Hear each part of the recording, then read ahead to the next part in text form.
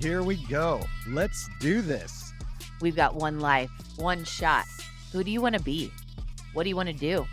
Addicted to Betterment, a podcast to inspire us to keep going, to try something new, to dream, to think big, bigger, to overcome. Here we go. Here we go. Here we go. Tommy, we're back. I'm so happy to be back here, ready for another coaching session. I got to confess a little bit. As I was getting ready for this coaching session, I feel all the emotions. Part of me is excited because every single time I leave one of these coaching sessions, I feel enriched. I feel empowered. I feel like a better human. I feel like a better father, a better husband, better professional, all those things. However, the process of getting to that, some of the questions, some of the self reflection, digging into some of my own stuff, that's never an easy or sometimes fun process. I had all the emotions as I'm getting ready for our coaching session today, but it's really good to be here. Thank you for taking on another coaching session with me. And then also, more importantly, thank you for letting me share with the world. Excited for our session today. David, so great to be with you. And I just love your growth mindset. The fact that you are looking forward to the session is so important to me because I think the key thing is getting your mind right before you go into a learning session or a training session or a speaking session or leading, whatever it is. You got to get your mind in state. You got to get your body in state. I don't know about you, but I've got a couple of warm ups before we got going this morning. I did my bands and a couple of other things to get me going. But I've also got to get my emotions in the right state. And if so, I can take so much more from the situation. And it's a reciprocal thing. You give me great state, I hope I give you great state. And that's part of your coaching process that we learn to do that with people we work with. Yeah, thank you. Tommy, I want to ask, I was thinking, what is your goal for coaching me? So I have a goal that I hope to get out of coaching. And I hope to become a better father. I hope to become a higher performer in business. I hope to become a better husband and just holistically better in life. And that's why we have coaches. But as a coach, what is your goal for coaching me?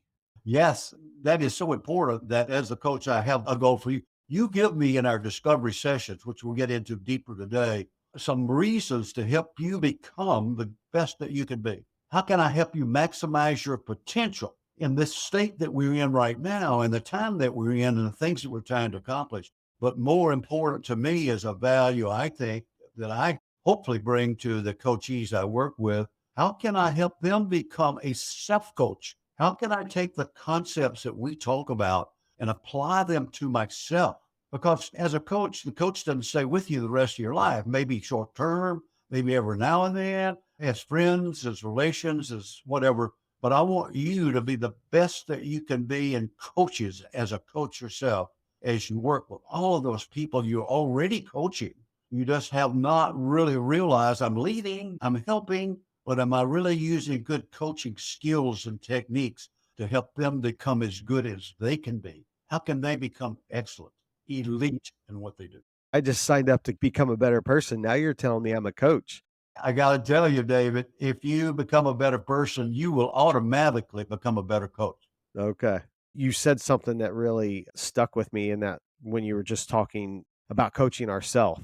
I can only speak from my own experience. I'm assuming I'm not alone in this, but often I'm the hardest person to coach. Coaching myself is the hardest coaching that I can do. Thank you for helping me with that. And I appreciate the take on it that your goal is we become better coaches in life, our friends, our family, but most importantly, ourselves, so that we're elevating our life by being able to self coach ourselves through challenges and issues. So I'm excited for this session today and ready to go. I want to make sure you understand that when we start a coaching session, a couple of things really critical, and I like to go back to. I think that's so important. We need to get our thought processes on our wins. If I go into a session with you as a coach and I'm thinking about something negative that's happened in the day before or this morning, even things that go right, then I can't move as a coach to do the best job with you. So I always ask the question and get the mind going in the right direction. What's been your wins? What's been your positive things that's happened in both your business and your personal life since we were together? That's a great question. Thank you for asking. My personal life, I just finished a couple week bucket list trip with my wife. Have you ever done a trip or traveled with just your best friend in the world where you're just hanging out with your best friend? And very much what it felt like for me, just a couple weeks in Spain, a bucket list thing that we put together. And so that was a big win for me for sure. Certainly had some great things professionally, I would say, and then some good moments with my kids as well. Being a parent is a big part of who I am, and that's certainly a roller coaster ride for all of those who are parents out there with me. There are moments where you feel like you're not qualified, and there are other moments where you feel like the luckiest guy on the planet, and certainly had all of that, but definitely some moments recently that have just been big wins. I know that's been a great time for you. I want to share something that you as a coach can work with others as your coach. Take those great memories you just had of family, being with you, things that you've done and those wins, and plug them into your subconscious mind. Make them memories that you can pull back out and you can see it, and you can smell it, and you can taste it. It's such a powerful thing. And I got to say, a lot of people have memories back here in their subconscious mind that they planted that are not positive. We want to capture those positives, capture those memories, and they will remind you of that. But if you put it into your subconscious mind, it is so critical that you're looking at the positive, the wins that you had, and that builds your confidence tremendously. That's really good. Thank you for asking. Those were my wins that I have to share for sure. Now I'm going to take you to another thing that I think is really important because we have a limited time together.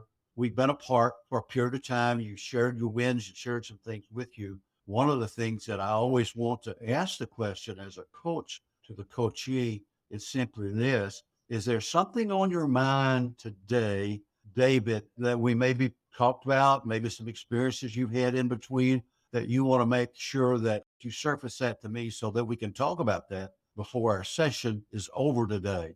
I don't want you to go away when we get through with this session think he didn't talk about that at all. I wanted to share that.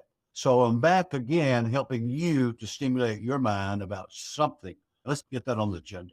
Thank you for asking. I don't have anything top of mind at the moment, but as we go throughout the session, it's very possible things will pop up for sure.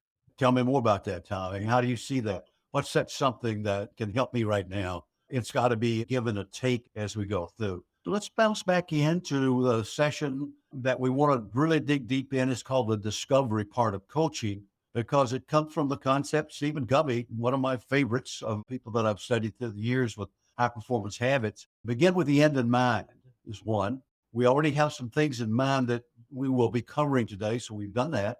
Secondly, seek first to understand the discovery part of what we do so that I can understand you, but helps you to understand yourself because we will reflect on things. We will look back on things. We will ask and discuss topics that will make you reflect on yourself as well as helping the coach that's asking the question and helping you in the process. So the last thing that we want to talk about, it starts with a simple discovery question of who am I? And you did shared some things with me, but let's review those in your mind. And then we will ask why that's important and make sure that there's an understanding there. Okay, go ahead and talk to us, David, about how would you handle that question? Yeah, I'm not going to pretend like that's not a challenging question to answer. Who am I? There's a lot of versions of that, and I'll share with you what I landed on. I am a grateful, passionate human. I'm a fully engaged husband. I'm a dedicated father, a relentless pursuer of growth and self development. I love to have fun in every single area of my life. I love people. I have big aspirations, and I have a high drive to achieve them. That's who I am, Tommy. Okay. That's so great that you thought through that process because a lot of people, when I asked that question, and even when I was first asked that many years ago, first things that, and I was a high school football coach. So that was my identity. The one that was helping me in that period of time, which was a coach or mentor, said, you're more than that. You are that, but where's your priorities here? So I've changed that while my identity has moved so that I have other things more in a priority order because most people, when they're asked that question, will immediately give, this is my work. This is what I do. This is my career. So to help a person see that I'm more than that is really critical. That's a part of us, no question about that. But you've done a great job in seeing and bringing out who really am I rather than just my career. I love those. Your family, your growth, your fun. You have a diverse, who am I? Coming from an athletic coaching background, I asked that early in a coaching career with an athlete, and they tells me, I'm a football player. I'm a right tackle on the Zionsville football team. Yes, you are. And you're a good one. But who else are you? Are you a son of someone, mom, dad, who? Are you a sibling? Are you a student? Are you involved in leadership activities? So I want them to get a bigger picture of who they are at a very young age that they can build on. So it's a very critical part of the discovery questions. I'm curious to hear your thoughts on this. Why is it as a society and a culture, when presented with that question, it's so easy for us to fall back to what we do versus who we are? And that seems to be the first reaction of most people. Why is that so easy for us to do? It is so easy because they have hit their focus on that. Who am I in the external life? Who am I in my business world? Who am I as sales? Who am I? An external approach to who am I rather than going what I like to call an inside approach. I'm more than that. This on the inside builds the outside. I think when you first see somebody, we look at them externally. We don't see the inside person. How am I growing on the inside is more important than how I'm growing on the outside. But we project to people very early with our presence the external. And if we focus on that too much, how well do I look? How well do I talk? How do I do? That's an external identity without thinking about what am I inside? The character and the development of the person on the inside is much more important than that on the outside. Because if I don't have it on the inside, I'll never reach my excellence and being as good as I can be on the outside. That's where our focus is. It's on the outside. We start out with that. And I can't say that's always been a strength of mine, and I feel like I fell into the trap of thinking of my identity as what I did or what I achieved or those kinds of measures. It's the problem that you find, and maybe a big problem in our society today, that stuff is so fragile. So if you identify yourself as an owner of XYZ company or this athlete at this professional level, and this is who I am, that's a fleeting moment. It's a very small amount of our life, and so if that isn't going super well or disappears, suddenly we've lost our identity.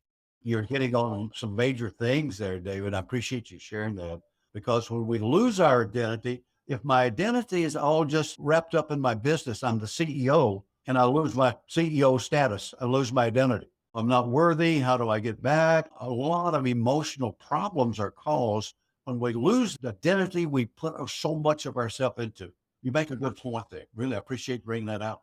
I have people in my professional life that I have a close up view of it. To your point exactly, they identified themselves in the role that they played in business. And that got changed and that is disappearing. And suddenly you can visually see them losing their identity and fighting to maintain in their mind their identity instead of what is the more healthy structural way is to identify ourselves by who we are as humans, as people, in our role in life versus our role in a career and that sort of thing. And it's this practice when you asked me the question on this document that you send me and I have to fill out, and the question was, who am I? I had to think about that for a minute. And it was a good reminder for me and a good opportunity to self reflect and recognize the importance of me and all of us in understanding and embracing who we are as people. And by doing that, it really changes our mental state. It can change our emotional state. Absolutely. So that's kind of the beginning point because I got to know who I am. I use a series of questions around that. Then the why I am, who I am, why I am, why my identity is important, why I am here, which will lead into some more foundation steps that we'll go through today to build the why I am and to go into the why. The second thing is an assessment of myself. What are my strengths? What are those things that I do well? Let's get a couple of those for me that you shared as a reminder, and then we'll talk about why that's important. If you're asking me to list my strengths, I would say one is to see the positive in people, the positive in situations, to love people unconditionally, to not focus on people's weaknesses. I think loving people is a strength. I think drive and energy and passion for life in general is a strength. I wake up every day. I just want to live life all in every single day. And sometimes maybe that's a fault, but generally I see it as a strength. And I think my passion for achievement, my passion to achieve goals and to push myself to be better, I would say, as a strength. And then I would say how much I take pride in being a great husband is a strength. And I would say the same as a father. Being a father often is much harder than being a husband, but both have their challenges. But I take pride in trying my best to be great at both. A concept, and we'll get into this in our next question. Should you spend more time on your strengths? Or the next question, is there some shortcomings? Don't talk about weaknesses. It's a negative term. Now, here's another. I have a shortcoming in this area. That's an area I need to improve rather than I got a weakness here. So we're going to think from the strengths. We'll talk about that. You've given us some great ones. The next thing we want to think about, should you spend more time on your strengths or your shortcomings? So my first gut reaction would be my strengths simply because I feel like I have a lot more opportunities for improvement and that would take a lot more work. That seems like an overwhelming task to work on those opportunities for growth. It's easy to list the strengths and it's fun to list the things you feel like you're strong in. All right. Definitely, you're on the right track because so many people will take, I got to get these shortcomings, like weaknesses, I got to get them up because I can't be good unless I get them up. Everything in research tells us, particularly in athletic and the business world, strengthen your strengths, make your strengths stronger. They're going to give you more of an impact in your interaction with everybody else. That doesn't mean we to forget about our shortcomings, but I can work on my shortcomings the rest of my life and will probably never get them up to average. So I want to know what they are. And that's our next discussion question. In the coaching process, I spend my time on my strengths. And in the business world, it's so critical. If I am really good at one thing and I spend all my time doing on something I don't enjoy, I'm not very good at, I'm not going to grow. So I've either got in the business concept, I've either got to spend my time on my strengths and get help on those things that I need to be challenged on and to make stronger so they don't hold me back, but I can continue to move forward. It's a kind of an interesting concept. I see it a lot as a coach in the athletic world. Oh, I got to go down and work on this today. What are you doing well? Have you worked on that? Always start on what you do well on the practice field, not on what you can't do. I want you to see that as a self coach. How do you use that? And then I want to move to the second part, which is important. And I just list that on your handout. What are the opportunities for your growth? What are those areas that you see you'd like to shore up? Share with me some things you want to make better.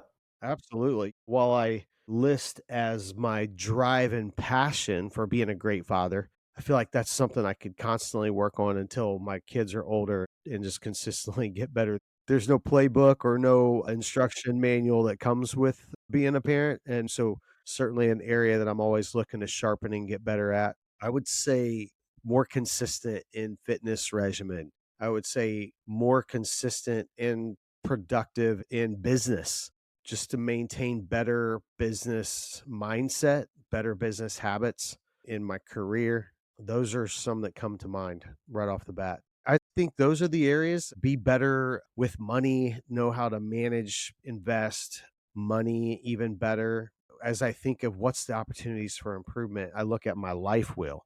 You've given me a good 3 to 4 things that we work on. The first one, you mentioned that parenthood. You want to be the best dad that you could be. That's important. And we'll talk about a topic that I love to talk about is developing champions. As a parent, I can think of how do I develop champions? That's champions in all areas of their life, academic, relationships, spiritual, the whole process. So I can help in that juvenile part of developing. So you give me some things there that we can really zero in. Now we'll take those macro areas that you want to improve on, and we will move them into micro, which are action steps that we can take. But the next thing that I put in our foundation is something that's very important. I want to know here really a key area. What is passion to you? And what are those things that you're really passionate? I use interchangeably the word desire. What's my desire? What is my passion? Share with me your passions because it's important as a coach that I can help to build around those passions to help you to become even more passionate and move that into areas like your vision, areas like your life purpose, business purposes, missions, that sort of thing.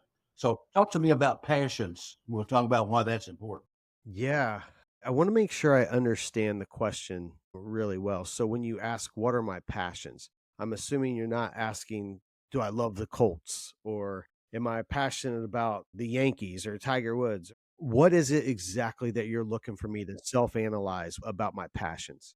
Let me share that in two ways to help you with that. I want to just share my passion with you so that you have an understanding for what it is we talk about. The passion is a desire that I have, something that is a core passion. Now, you mentioned the Colts. That's a passion. I love to watch them. I watch them on Sunday, but that's not a core passion with a lot of folks. Passion and desire is the beginning of any achievement.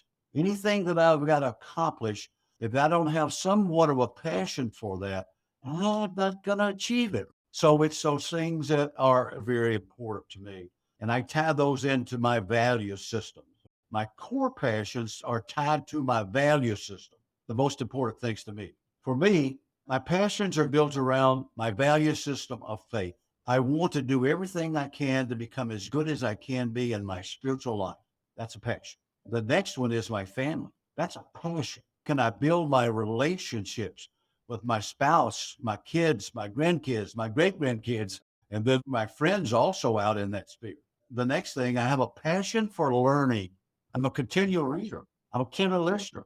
At my age, 86, I haven't quit learning. That's a passion. And my major passion right now is to make a difference and impact in the lives of others by being as good as I can be and sharing those kind of things with them. That is a core passion. That's at my heart. Now, you want to think back on a couple of areas there that you're really passionate about. And I already know some of them because I've already know you pretty well.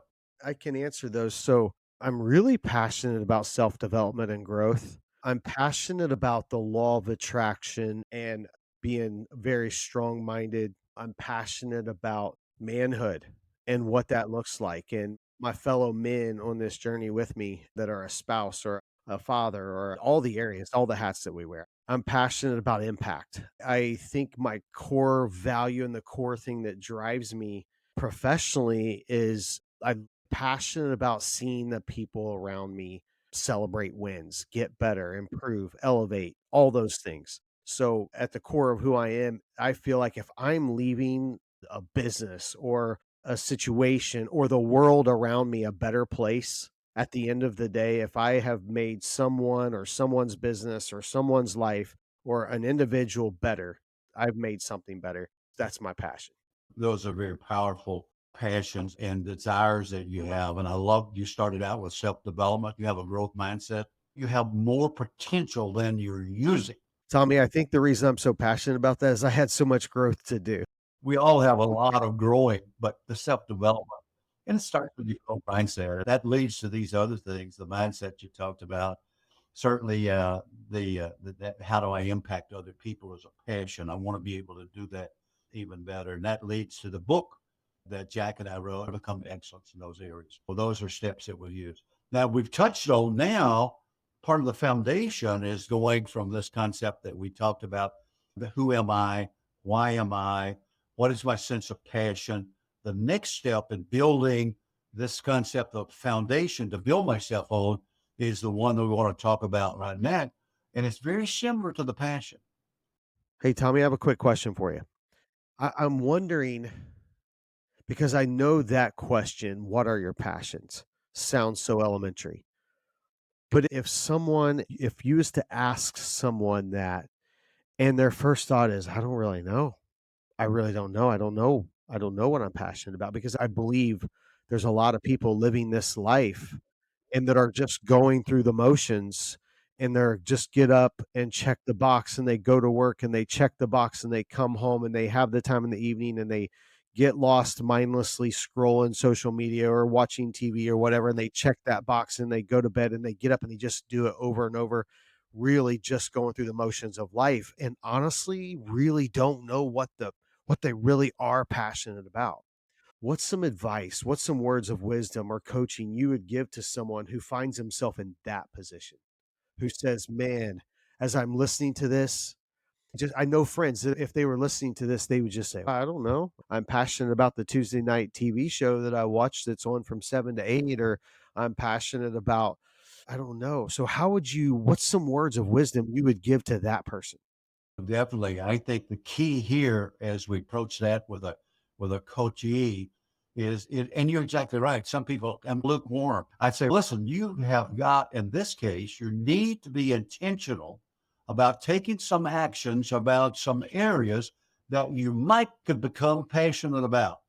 Go back to your childhood. What you love to do when you're 13, 14, 15. Do you like to hunt? That might be a passion. You like athletics? You may be missing that. You like to draw? You like music?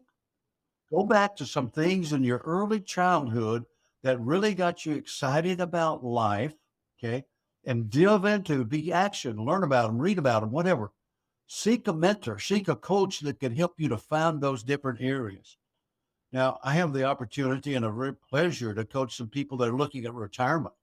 Sometimes they're looking for a new passion, right? Okay. And the thing that I like to talk about, you don't retire, you refire. Let's refire. Let's find that passion out there. So you got to try a few things. You got to get out there and take some action. Try it. Go study karate for 3 weeks. See if you like it. Get into it, right? And I think as a parent, we're back to the little bell thing we're doing here. Find things that stretch your children into new areas. Okay. They may have a passion for something they didn't even realize. But once you say, try it, you don't have to stay with it. Try it. Try it and see what happens. And I think it goes on into the business world. If you're working in a position, a job, a career which you do not have any passion, you may be good, but you'll never be great.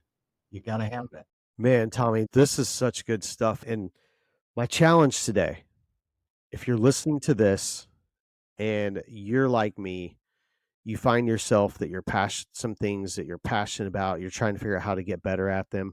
Maybe when we talk about you're just checking the box in life or you're just checking the boxes and you don't know what that passion is. My challenge is figure it out. Find out what that is that lights that fire because we only have one shot at this life. We've only got one shot. And Tommy, you're an inspiration to me. You just said multiple times as we were talking that how passionate you are about the things that you are. And you're 86 and you're passionate about learning and reading and growing and getting better. And it's inspiring. And so thank you for sharing that with us. Friends, we have one shot at this life. Find your passion, find out, do the work, discover who you are. Really do the work. Ask yourself the questions. Who am I? Hopefully, if you're anything like me, some of the answers are uncomfortable and some of them are hard to find. Find those answers, find out who you are, be honest with yourself about who you are, discover your core values, find the things that light your fire, and pursue that. So, you just listened to this episode. Now, join us in being addicted to betterment. Please subscribe to the show, share with your friends, tag us, and please take a moment, leave a review. Yeah, we do want your stars, but we really want the feedback.